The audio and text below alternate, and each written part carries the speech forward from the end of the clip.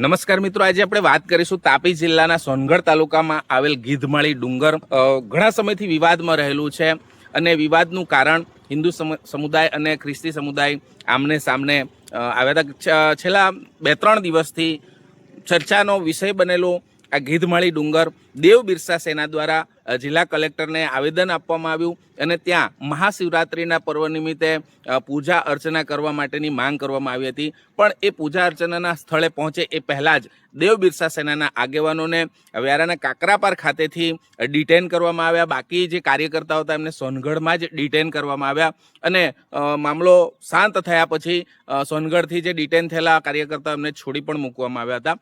હા, તમારું નામ? શ્યામ ગામી. હવે શ્યામભાઈ, આજે તમને જે ગીધમાળી ડુંગર પર ગયા હતા ત્યાંથી તમને ડિટેન કર્યા છે, કયા આધારે કર્યા? હવે અમે માતાજીના દર્શન માટે જતા હતા. આજે શિવરાત્રિના પર્વ પર અમે માતાજીના દર્શન માટે જતા હતા. વચ્ચે અમને રોક્યા પોલીસ તંત્રએ અને ડિટેન કરીને સોનગઢ પોલીસ સ્ટેશનમાં લઈ આવ્યા. હા, અને તમે કેટલાક જણ હતા? અમે 20 થી 25 લોકો હતા. હા, અમે 2 જણને લઈ આવ્યા છે. અને માતાજીની પૂજા અર્ચના કરી કે અડધે રસ્તેથી પાછા આવી ગયા? રસ્તામાંથી જ આવી ગયા, તમને ઉપર નથી જવા દીધા. તો આપ શું સંદેશો આપવા માંગો છો? સંદેશો એ જ આપવા માંગુ છું કે આદિવાસી કણિકંશ્રી કુળદેવીના દર્શન માટે આજે શિવરાત્રિના પર્વ પર પોતાના માતાજીનું દર્શન કરવા જવા આ રોકવું આ કેટલું યોગ્ય છે? બરાબર. જે આપનું નામ? વિપુલભાઈ વસાવા. વિપુલભાઈ, આપને પણ ડિટેન કરવામાં આવ્યા છે, તો આપ સમાજને શું સંદેશો આપવા માંગો છો?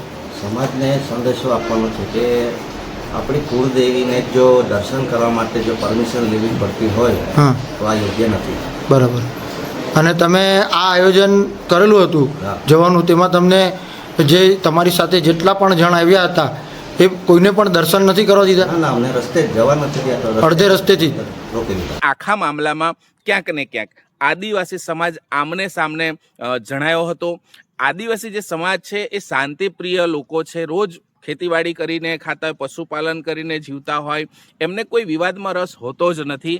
પોતપોતાના આસ્થાના જે બંને ધર્મ છે, હિન્દુ ધર્મ હોય કે ખ્રિસ્તી ધર્મ, એ પોતપોતાની રીતે જે જીવન નિર્વાહની સાથે જે પ્રાર્થના છે, જે પૂજા અર્ચના એ કરતા હોય છે. પણ ક્યાંક ને ક્યાંક જ્યારે ચૂંટણી આવે છે ત્યારે જ આવા વિવાદો કેમ થાય છે એ પણ એક ખૂબ મોટો પ્રશ્ન છે. આજે તાપી જિલ્લા પોલીસ સ્થળ પર ખડકી દેવામાં આવી હતી ને એમની સજાગતાના કારણે કોઈ અનિચ્છનીય બનાવ સ્થળ પર બન્યો નથી. મીડિયાની ટીમ ત્યાં ચોક્કસથી પહોંચી હતી. તો જેમ હિન્દુ સમાજના લોકોને ત્યાં રોકવામાં આવ્યા હતા તે જ રીતે મીડિયાને પણ અમુક તત્વો દ્વારા ત્યાં ઉપર જતાં રોકવામાં આવ્યા હતા. મીડિયા નિષ્પક્ષ હોય છે, મીડિયા ચોથો સ્તંભ છે બંધારણનો, અને એ મીડિયાને પણ રોકવાની કોશિશ કરવામાં આવી હતી. અમુક મીડિયાકર્મીમાં એ નારાજગી પણ જોવામાં આવી હતી. પણ અંતે શાંતિમય રીતે આજના દિવસે જે વિવાદ ઉદ્ભવે તેવું કંઈક થવાનું હતું એ કોઈ વિવાદ ત્યાં થયો નથી અને ગ્રામજનો, સ્થાનિકો મોટી સંખ્યામાં ત્યાં પહોંચ્યા હતા અને ખૂબ શાંતિમય રીતે આજનો દિવસ ત્યાં પસાર થયો હતો. અંતે ક્યાંક ને ક્યાંક સમાજને અંદર લડાવવાની કોશિશ થાય છે કે કેમ, અને ધર્મના નામે જ્યારે ચૂંટણી આવે છે ત્યારે જ આ થાય છે કે કેમ, એ પણ લોકચર્ચા ચાલી રહી છે. બીજો એક પાસો એ પણ છે કે સોશિયલ મીડિયાના પોસ્ટ આપણે અત્યાર સુધી જોયા છે તો ક્યાંક એવી પણ વાતો થાય છે કે જે સત્તા પક્ષ છે એમની જ હાજરીમાં આજે હિન્દુ ધર્મના લોકો ડિટેન થયા, કેમ થયા, એવા પણ પ્રશ્નો થયા છે.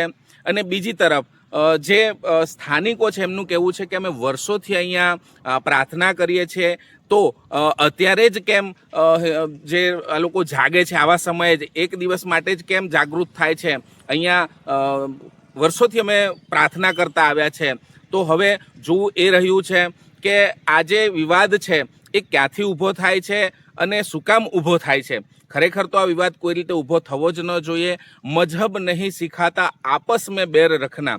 બિન સાંપ્રદાયિક દેશમાં આપણે રહીએ છીએ. તમામ ધર્મને સમાન હક જ્યારે મળ્યા છે તો આવા વિવાદો આદિવાસી વિસ્તારમાં ન થવા જોઈએ એવું જીજે દેશી ન્યૂઝ ચેનલ માને છે, જીજે દેશી ન્યૂઝની ટીમ માને છે કે ક્યારે આવા ધર્મ પ્રત્યેના વિવાદો ન થવા જોઈએ. પણ આગળ હવે જોવું રહ્યું કે આ જે વિવાદ છે ક્યારે એ પૂરો થશે અને ક્યારે આનો નિર્ણય આવશે, નિરાકરણ આવશે, કે પછી જ્યારે ચૂંટણી આવશે ત્યારે અંદરો અંદર ધર્મના નામે સમાજને લડાવવામાં આવશે, એ હવે જો રહ્યું. આવો જોઈએ ગીધમાળી ડુંગર પર આજે સવારથી શું ઘટનાક્રમ બન્યો. મિત્રો, આપણે પહોંચી ચૂક્યા છે સોનગઢ તાલુકાના ખૂબ જ ઘણા સમયથી વિવાદમાં આવેલું ગીધમાળી મંદિર છે. મરિયમ માતાનું મંદિર અહીંયા આવેલું છે.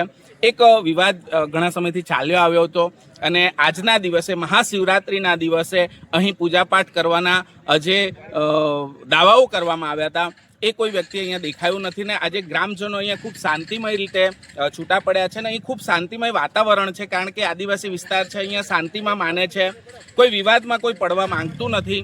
અને આપ જોઈ શકો છો ચુસ્ત પોલીસ બંદોબસ્તની વચ્ચે અહીંયા ખૂબ શાંતિથી બધા છૂટા પડ્યા છે. અહીંયા કોઈ જ એવો વિવાદ છે નહીં અને બિન સાંપ્રદાયિક આપણો ભારત દેશ છે, એમાં તમામ ધર્મને સરખો હક જ્યારે મળ્યો છે ત્યારે આજના દિવસે અહીં જે પણ દાવાઓ થયા હતા કે ભાઈ અહીંયા જઈને પૂજા કરીશું, તો એવા પૂજા કરનાર જે પણ સોનગઢના 2-4 વ્યક્તિ હતા એમને ડિટેન કરી દેવામાં આવ્યા અને ધીમે અહીંના આગેવાનોએ તમામ જે મામલો હતો એ શાંતિથી થાળે પાડ્યો છે. એટલે જે સોનગઢ તાલુકાનો જે વિવાદિત મંદિરની વાતો હતી એવો કોઈ જ વિવાદ આ સ્થળ પર અહીંયા દેખાયો નથી. હું છું બ્યુરો ચીફ નરેશ માળી, જીજે દેશી ન્યૂઝ, તાપ.